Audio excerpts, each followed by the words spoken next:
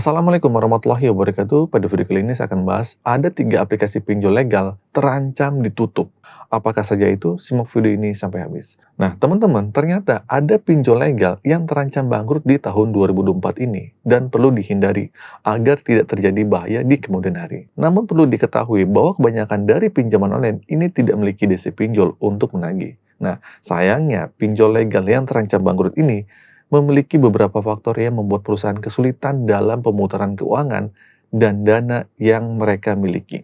Sehingga pemasukannya pun tidak ada karena adanya masalah di internal. Selain masalah internal, alasan pinjol legal yang terancam bangkrut di tahun 2024 ini, salah satunya adalah galbay pinjol yang dilakukan oleh nasabahnya.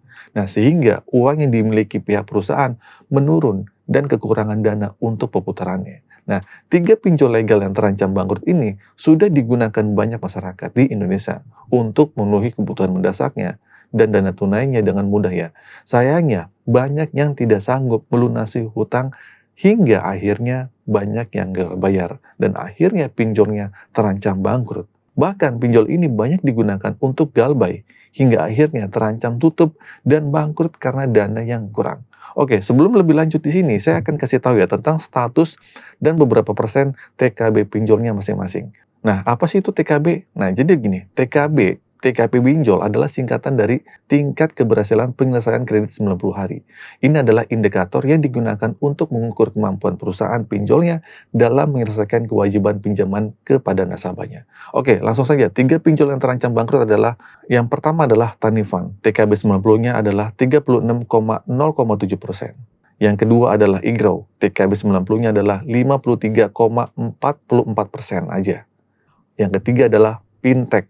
TKB 90-nya adalah 3,373%. Nah, itu ya teman-teman ya, ada 3. Yang pertama adalah Tanifan, kedua adalah Igrow, yang ketiga adalah Fintech. 3 pinjol ini akan terancam nyaris bangkrut di tahun 2024 ini. Nah, jadi gini teman-teman, sebenarnya OJK telah meminta kepada penyelenggara pinjol untuk mengirimkan action plan terkait dengan rencana penurunan nilai TKB, dan saat ini masih proses monitoring. Nah, pada akhirnya banyak juga pertanyaan, jika pinjol ini tutup, apakah tagihannya akan lunas? Akan lunas begitu saja? Nah, jawabannya itu dapat bervariasi, tergantung pada beberapa faktor. Oke, faktor pertama adalah utang yang sudah lunas. Nah, jika seorang debitur telah membayar pinjaman sesuai dengan ketentuan yang disepakati, sebelum aplikasinya pinjol tutup, maka utangnya telah terlunasi dan tidak ada yang harus dibayarkan. Jadi nggak jadi masalah. Nah, yang kedua, bagaimana jika utang yang belum lunas? Jika seorang debitur masih memiliki utang yang belum terbayar, maka mereka masih memiliki kewajiban untuk melunasi utang tersebut menurut OJK. Tutupnya aplikasi pinjol itu tidak akan menghapus utang tersebut. Sepertinya seperti itu. Nah, selanjutnya faktor yang ketiga adalah penyelesaian oleh pengelola aset. Dalam beberapa kasus, ketika sebuah aplikasi pinjol tutup, manajemen aset atau pihak ketiga dapat mengambil alih portofolio utang dan mencoba menagih utang tersebut kepada nasabah yang sedang gagal bayar. Nah, debitur mungkin akan dihubungi oleh pihak ini untuk menjelaskan proses pembayaran. Faktor yang keempat adalah tindakan hukum.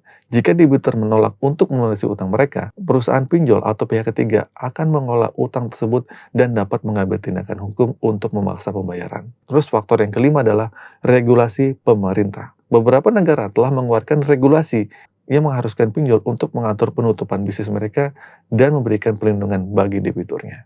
Nah, ini dapat termasuk batasan pada biaya keterlambatan, tindakan penagihan yang dapat diambil oleh perusahaan. Oke, jadi itu saja teman-teman ya, info kali ini singkat saja, semoga info ini bermanfaat. Akhir kata dari saya, Assalamualaikum warahmatullahi wabarakatuh.